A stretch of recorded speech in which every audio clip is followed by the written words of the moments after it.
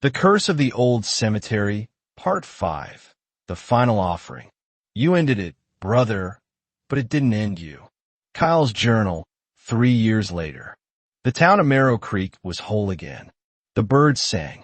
The trees bent to the wind without whispering. The stars had stopped moving.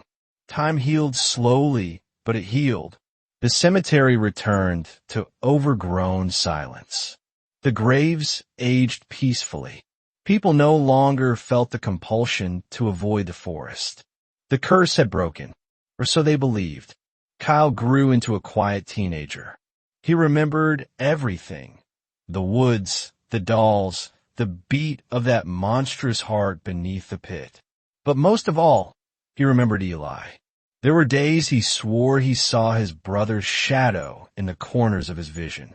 A fleeting glimpse of someone familiar standing at the window, or a voice, low and distant, whispering his name just before he fell asleep.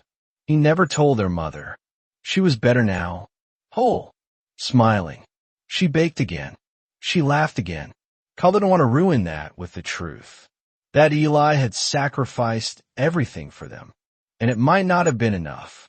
It began again on the 3rd anniversary of the pit's collapse. The sky cracked.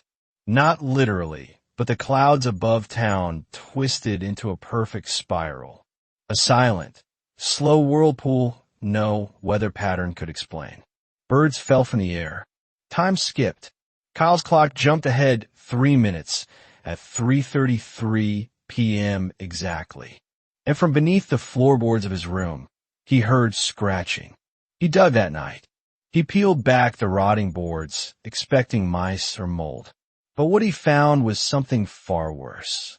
A note, folded in 3, yellowed and damp. I tried to close it, but it wasn't the pit. It was never the pit. Kyle stared at the paper. A chill danced up his spine. He ran to Agnes Carr's old house. She was gone, died 2 years prior, but her home hadn't been sold. The neighbors claimed the realtor got nosebleeds every time she stepped inside. Kyle broke in through the back. The house smelled like dried roses and ash. In her bedroom, beneath a floor tile, he found it, a journal she'd never given to Eli. The final entry was chilling. The entity was never buried in the cemetery. It is the cemetery. Every tree, every grave, every stone was just a part of its body. The pit was a mouth. The dolls were teeth. The heart was just one organ. To end it completely, something more must be given. Something pure. Something willingly eternal. Kyle understood what she meant. Eli's sacrifice wasn't the end. It was the beginning of the binding. The entity still existed, dormant, yes, but whole again. Watching, waiting, to truly destroy it. One of them would have to go further. Not to sacrifice, but to replace. There was one place Kyle had never been. The crypt beneath the cemetery. Hidden behind the oldest mausoleum, sealed shut since the town's founding. He went there under a new moon, bringing only a lantern, a notebook, and a single match. The mausoleum door groaned open, the seal already cracked. The descent was steep. The air reeked of rust and forgotten breath. At the bottom, he found the chamber, and inside it, Eli, but not how he remembered him. His brother stood in the center of the room, eyes white, hair silvered, frozen in place like a statue. His skin had taken on a pale shimmer, like marble laced with frost. He was holding a bone doll, still, as if he had become part of the curse himself, a warden now, guarding the slumbering thing that pulsed behind the crypt wall. Kyle cried. He reached out and touched Eli's arm. It was warm.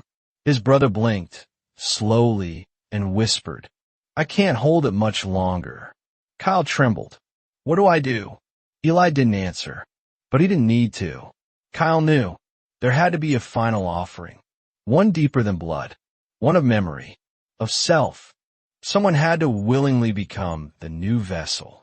Bind themselves to the thing forever, conscious, aware but outside of time. And unlike Eli, Kyle hadn't aged. He was still whole. He was still pure. He made the choice. Kyle took the doll from Eli's hands. It screamed, not aloud, but in Kyle's bones. It twisted. It fought. But Kyle held on. He pressed it to his chest and whispered, "You took my brother. Now take me and end this." The chamber lit with fireless light. The crypt walls shook. The thing behind them howled. A death cry so deep the stone bled. And then, silence. When the townspeople awoke, they felt something had shifted. The air was cleaner. The birds returned, and the spiral clouds were gone. But no one spoke of the cemetery again. The gate rusted shut. The vines grew over the stones. And no one, not even the bravest, dared walk near the old mausoleum. Years passed. The Carr house finally sold. A new family moved in. Among their unpacked boxes was an old photo album. The first page showed two boys, one older, one younger, Eli and Kyle, smiling in the sun. But as the woman stared at the photo, she frowned. She could only remember one of them, and she wasn't sure which. Ending note. The curse of the old cemetery didn't end with a bang. It ended with a whisper, lost between stones, remembered only by the dead. But one day, when the stars turn again, it may whisper back, the end.